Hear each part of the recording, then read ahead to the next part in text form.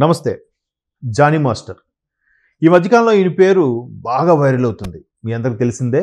'చికిరి చికిరి' song step cinema just glimpse release చేస్తేనే అది ఏ స్థాయిలో మిలియన్ వ్యూస్కి వెళ్ళిపోయింది. పైపెచ్చు జానీ మాస్టర్ స్టెప్ని, రామ్ చరణ్ గారి స్టెప్ని ఇమిటేట్ చేస్తూ సోషల్ మీడియా వేదికగా కొన్ని వందల మంది దాన్ని ప్యారడీగా చేస్తూ సాంగ్స్ చేస్తున్నారు. ఛాలెంజ్గా తీసుకొని దానికి సోషల్ మీడియాలో వైరల్ చేస్తున్నారు.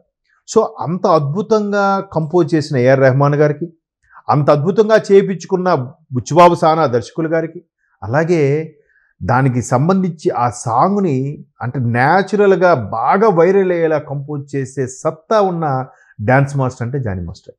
సో ఇప్పుడు ఆయన సందర్భం ఎందుకు చెప్పుకుంటున్నామంటే, రీసెంట్గా డ్యాన్స్ మాస్టర్ అసోసియేషన్ ఎలక్షన్స్ సందర్భంగా ప్రెసిడెంట్గా జానీ మాస్టర్ గారి శ్రీమతి అంటే ఆయేషా అలియాస్ సుమలత గారు ఎన్నికయ్యారు.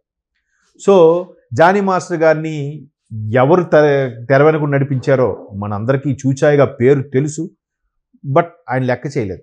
ఎప్పుడైతే ఎన్నికల ముందు పవన్ కళ్యాణ్ గారికి జై కొట్టారో, జనసేన కార్యకర్తగా సొంతంగా వెళ్ళి పవన్ కళ్యాణ్ గారు పిలవకపోయిన వెళ్ళి ప్రచారం చేశారో, ఎందుకు ఫస్ట్ ఆయనకి అవకాశం ఇచ్చింది రామ్ చరణ్ గారు. నిజంగా వాళ్ళ బాబుకి పాపకు పుట్టినప్పుడు పాలు కూడా లేకపోతే వాళ్ళే సాయం చేసి హాస్పిటల్ జాయిన్ చేసి అంత హెల్ప్ చేశారట. తరువాత పవన్ కళ్యాణ్ గారి సినిమాలో కూడా అవకాశం ఇచ్చిందట. అంత పిచ్చి పవన్ కళ్యాణ్ గారన్నా రామ్ చరణ్ గారన్నా జానీ మాస్టర్కి.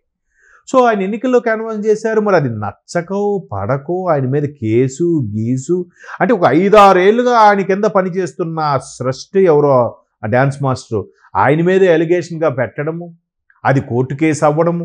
అంటే ఆయనకి బెయిల్ ఇస్తే అంటే చూడండి చిన్న అంటే ఇక్కడ మనకి చాలా సందేహాలు కలిగే చిన్న మాట చెప్తా.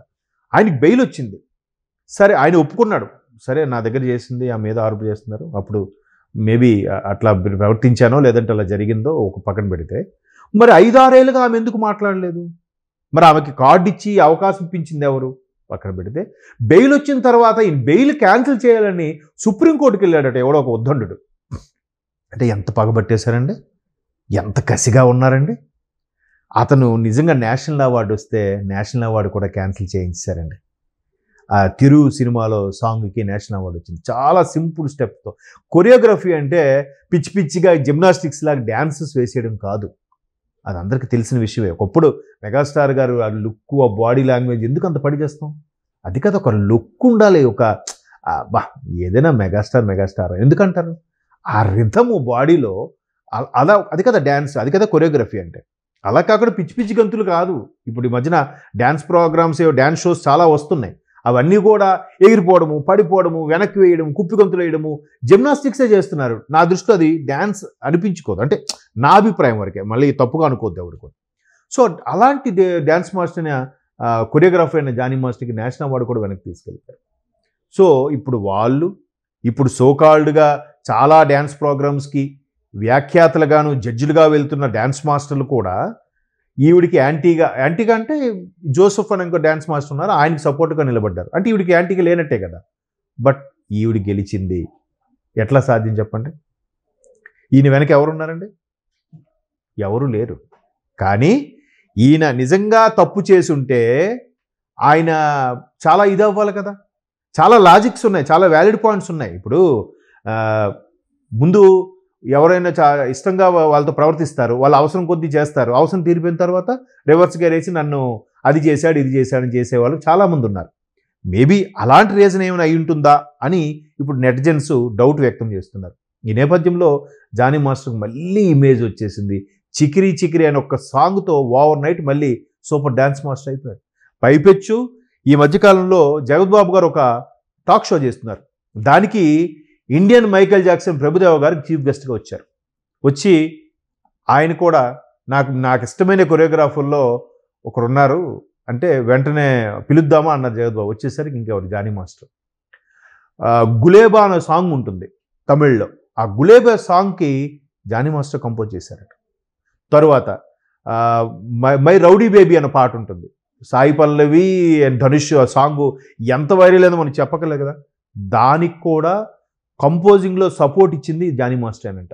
మన ప్రభుదేవ గారు పేరు వేసాం, ప్రభుదేవ గారు ఆ ట్రయల్స్లో ఆ వెర్షన్ అవన్నీ చూసాం, బట్ దానికి కూడా జానీ మాస్టర్ అని అంట సపోర్ట్గా ఇచ్చింది. నేను జస్ట్ నిలబడ్డాను, మొత్తం ఆయనే చేసుకున్నాడని.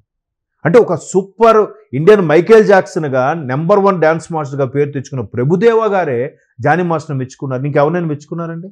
ఆయన తీర్చిదిద్దిన శిష్యుల్లో తమిళనాడులో కోకొల్లలు ఉన్నారు.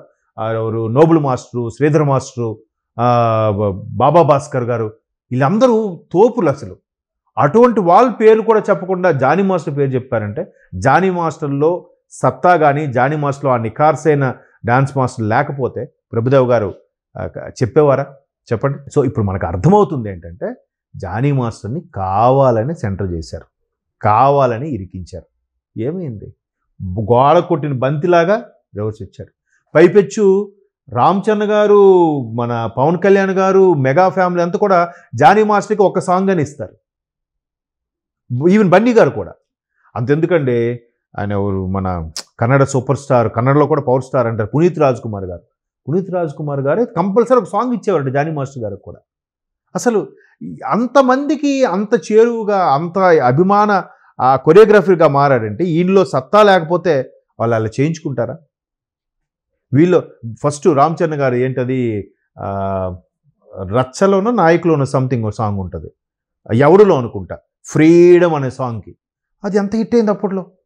అంటే రామ్ చరణ్ ఒక వ్యక్తిని ఆ విధంగా ఇష్టపడి చేయించుకుంటున్నాడంటే, ఒకటి ఆయన కంపోజ్ చేసే స్టెప్స్, ఆయన కంపోజ్ చేసే కొరియోగ్రాఫ్ మీద నమ్మకం, రెండోది పర్సన్ కూడా.